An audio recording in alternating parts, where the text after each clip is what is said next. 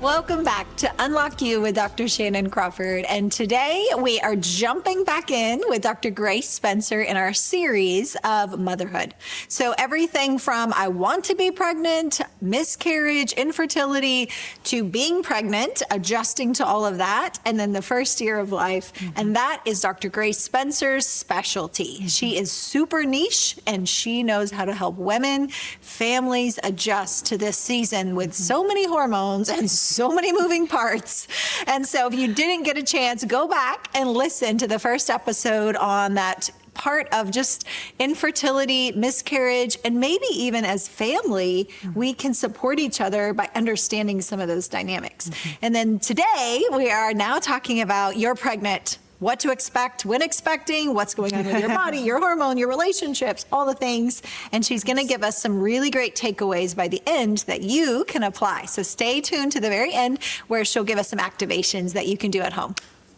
Yep. This is the big part. Now you're pregnant and you've gotten the little 2 lines on the stick and everything, and you're excited. Maybe this is something that you've longed for and you're thinking, finally it's here. I've done this. Maybe you're like, oh, Hi, wow. this is happening. Unexpected. Unexpected. How do I handle this now? So regardless of what situation you find yourself in, though, we're going to talk about some of that, what that's like being pregnant in this episode today. And so what I'd like to address really straight away with a lot of women is the anxiety. Because all of a sudden now you are pregnant, you've got this little baby inside of you, especially if you're a first-time mom. Yeah. And there can be a benefit in being a first-time mom. You don't know what you don't know, and you might just kind of enjoy naively going through pregnancy. But if you've experienced any kind of loss prior to this particular pregnancy, where you are pregnant and you are perhaps moving forward just easily through your pregnancy this time around, at least on a medical side, you might also be experiencing a lot of anxious thoughts about, is baby okay? Yeah. Am I doing everything I need to do? Am I eating the right or the wrong thing? Should I or should I not have that sip of wine? Whatever those thoughts might be. So a lot of anxiety is going to be something that many women do tend to experience. So if that's you, just know that you are not alone. It's certainly not just you going through this. And in fact, there's a lot of great resources out there for women who are experiencing anxiety when they are pregnant. So, yeah.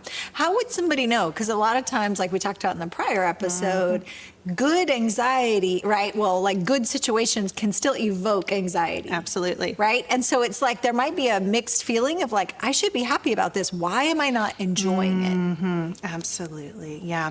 Yeah, there can be the onslaught of emotions and feelings that women have during pregnancy. First of all, is really complicated and made extra complex by the shifting hormones and all of those things that are going on. But in terms of recognizing that you're having some anxious thoughts, you might begin to notice that you've got some things racing through your head a little bit more. This is where I would encourage you, if you notice that that's happening, go ahead and start writing these things down just to kind of keep track record for yourself. Because you probably have a sense of, this is normal for me, this is not normal for me. You probably have a sense of, this is how I tend to operate in high stress moments or moments where things are uncertain. And if you're noticing that you're kind of shifting away, your thought life is adjusting to this in a way that you're thinking, this is different than how I normally approach or lean into things, or if you're getting feedback from others, especially your spouse, they would be the first one to notice. They're the ones that are going to pick up on it straight away. Yeah.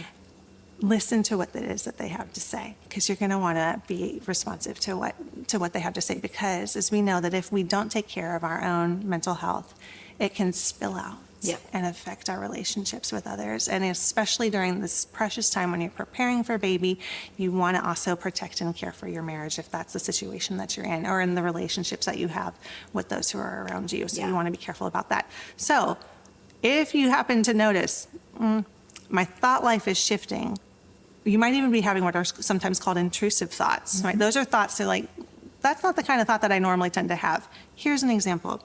This is a little bit intense, but this might be true for some of you who've experienced this.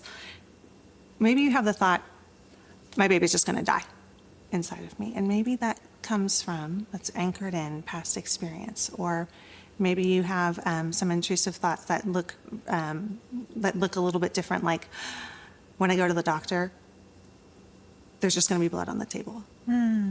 Like really graphic. And that's how you know when things start to take a bit of a graphic turn, when things start to take a bit of that's not something that I don't normally think about that, or that doesn't fit my value set.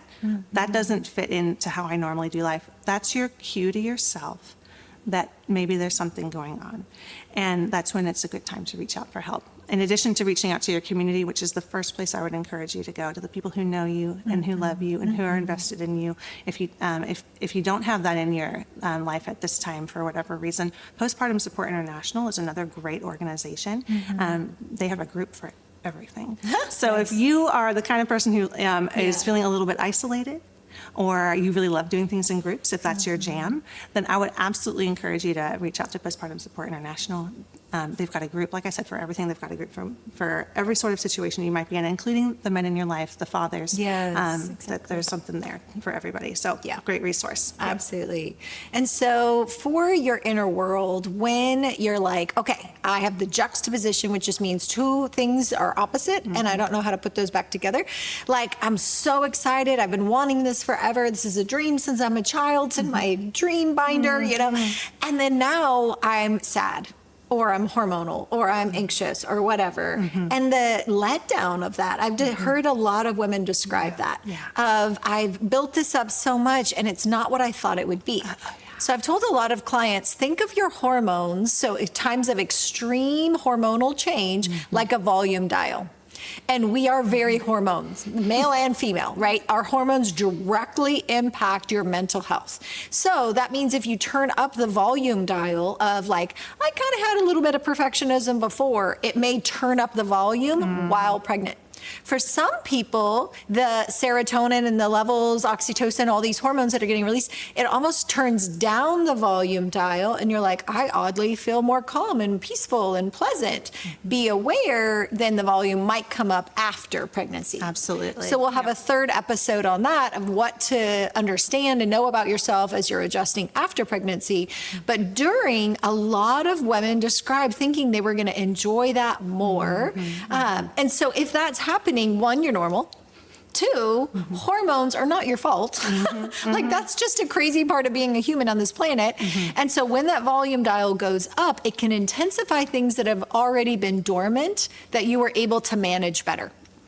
And so when your hormones change and go through all of this, even in the pre-pregnancy, with all the hormones, progesterone, things that people might be trying to use for pregnancy, then you might not feel like yourself, which is a common thing we hear. Also, whatever was happening to you when you were in utero does start almost like an unconscious parallel. So we'll talk more in our next episode, but even in your mental health for yourself and your partner, there are things that might be happening unconsciously. And now that you don't have your normal everyday illusion of control, like we talked about in the last episode, and things are changing, and it's like, am I going to be a good mom? Am I going to screw them up like my parents screwed me up? Am I going to blah, blah, blah? Am I going to hurt them? You know, are they going to be in therapy for 100 years? You know, a lot of things we hear, which, by the way, therapy is amazing. You're great. welcome. But a lot of people get anxious and afraid that are going to ruin their child. That might be a sign you actually need to heal from something in your childhood, so you're not overcompensating with this child. A lot of that anxiety can actually be, I am trying to not deal with something from my past. I'm trying to overcorrect to make sure I'm a better parent than what I got. And so then now that creates a lot of performance, perfectionism, feeling like I have to be so idealistic, and then the fear, the dread that I'm going to ruin their life, I'm going to hurt them in some incurable way. That's actually probably rooted in a therapy issue of needing to resolve, where do I maybe have some unforgiveness? Where do I have some issues that by cleaning house now, I genuinely get to start a fresh slate versus dragging everything forward and then just making these inner vows of, I won't do this, I will do this, I'll be this kind of parent, I'll read all the books, I'll make sure I never mess up, and my child loves me perfectly, and we have this perfect family. All of that pressure is releasing tons of cortisol, which does cross the uterine wall. So let's talk about that. Yeah.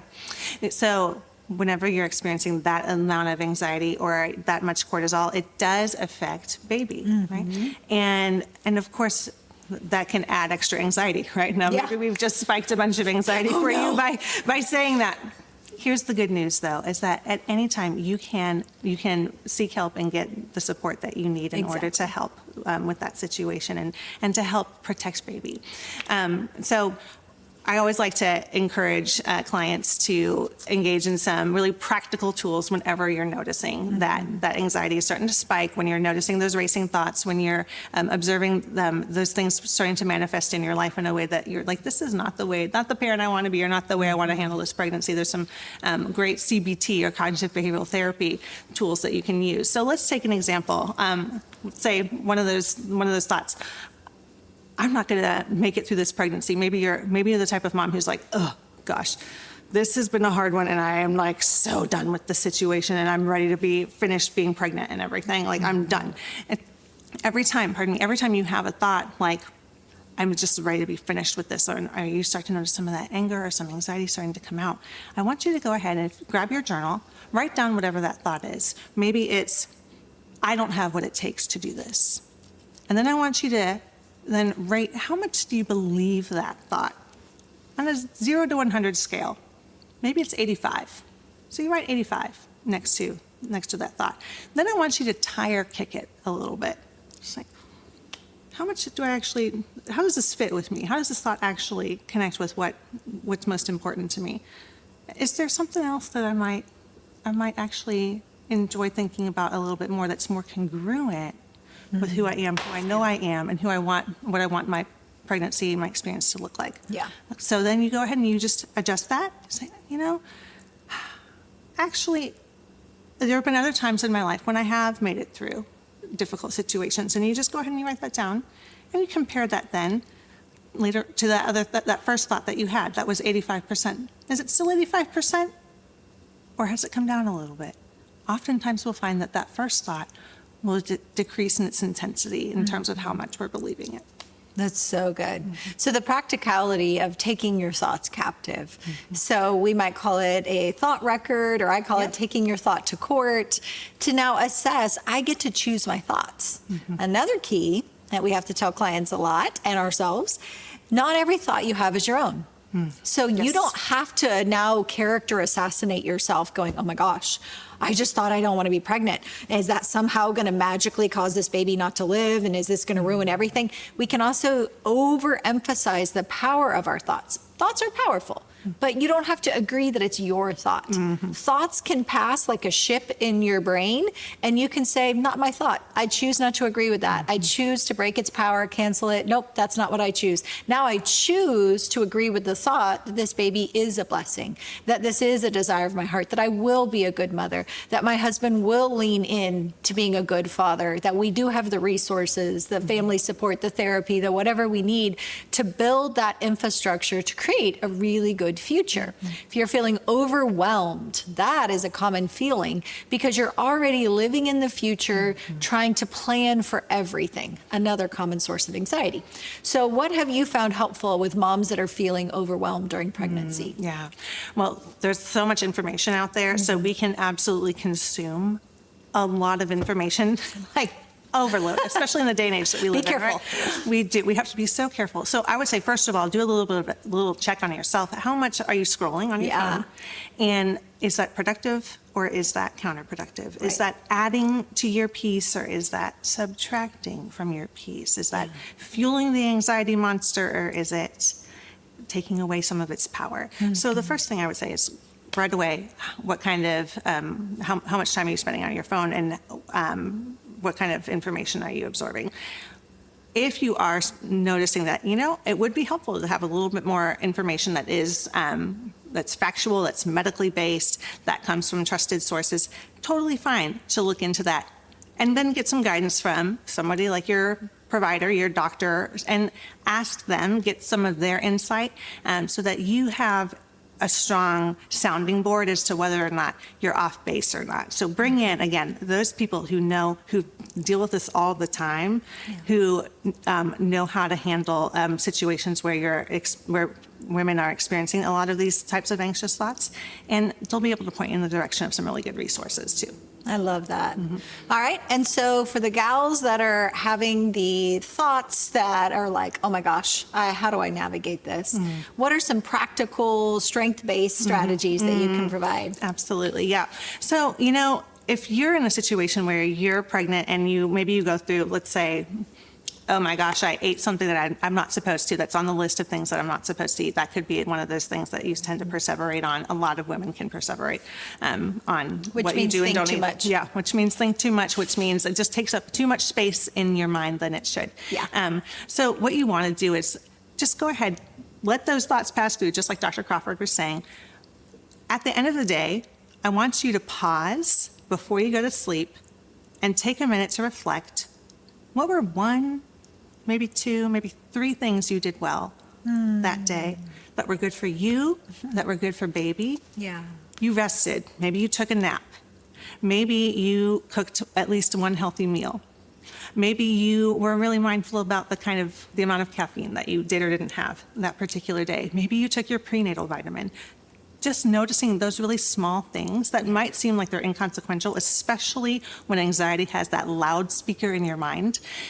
Noticing that there are things that you're doing that are doing a great job at, and take a minute to celebrate those things in yourself. That's so good. And write it down. Write it down. Write it down. A lot of the noise and the chatter in your brain, you have to realize every thought has corresponding neurochemical and hormone. All that means is every thought does have a physical reaction inside of your body.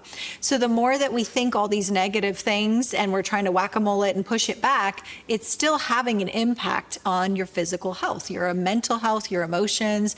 And again, baby does feel those emotions. That's not to add anxiety and mom guilt. That's just an awareness. So the deep breathing, mindfulness, going on a slow walk, getting away from a lot of EMFs, of the electromagnetic frequencies of going on, too much technology around us, not good for baby. It does shift things a little bit here and there, but there are EMF blockers. You can get them on Amazon. So just being aware of, I want to be a good steward. The more that you come into rest, the more that you come into joy and delight and laughter, the more that body gets to receive that, and then baby gets to receive that. So when you take your thought captive, you also want to write it down. The reason is your prefrontal and your temporal lobes are a part of the conversation. When you leave something inside of your brain, your limbic system, which just means emotional brain, is ruminating on the feeling feels true, so it must be true. It's creating a confirmation bias of unhealthy thoughts. That's why if you've ever had a moment where you're like, it feels so true, and you say it out loud and you hear yourself tell someone else and you're like, oh, actually, we're not going to be eaten by dinosaurs. That's actually not real. But it felt really true. I was working with somebody the other day and they're like, what if my child's eaten by an alligator? And we're like, we live in Texas. They're just, our thoughts feel really real because the emotion confirms it until you bring it out. So saying it aloud to another human, like Dr. Grace, who is amazing at helping you navigate being pregnant, but also writing it down, because now you're accessing more logical, rational parts of your brain that then you can challenge it. And then you can go through the ants exercise she was describing before to be able to say, okay, what are my thoughts? Those automatic intrusive thoughts, like what's more realistic, what's congruent with who I am? And also, where am I winning? Yes. How many times we don't hear that in a day? The inner critic, which we call the observing ego, it's the you watching you, usually is picking up on all your fails. It's like the meanest gossip reporting, news reporter, right? Vicious. It's so mean. And we don't get a lot of encouragement. So if you're not intentionally saying, I won here, I wasn't perfect here, but I also did this amazing, you are not going to enjoy this season that actually is supposed to be a blessing. Yes. So we want to equip you with the skills at Crawford Clinics. We want you to know that you're not alone. that you have amazing support, resources, and she is a wealth of knowledge. Like this, Dr. Grace, this is her space. And I love that your name is even Grace because you are so gracious. Thank you. Yeah. Thank you. So share this with someone else. If you know of someone who is pregnant, wanting to be pregnant, this whole series on motherhood is really enlightening. Our goal in mental health is to help you enjoy the blessings in your life. You don't have to just like walk through on like crippled legs, right? And like arrive at a season and just get through it. Yes. You don't want to just get through pregnancy and get through toddler years, get through potty training. You want to thrive, you want to enjoy, and that's possible. So we would love at crawfordclinics.com to be a support for you. And if you want a free consultation with Dr. Grace, you would just text 817-601-5540, and you just say, Dr. Grace. Easy peasy. She's amazing, and she is here as a resource for you. Our next episode, we're going to talk about that first year. Baby is now in the world, and what are happening as your emotions, hormones, life, adjustment, relationships have to acclimate to this new season. Thanks, guys, and thank you. Absolutely. Bye. See you in the next episode.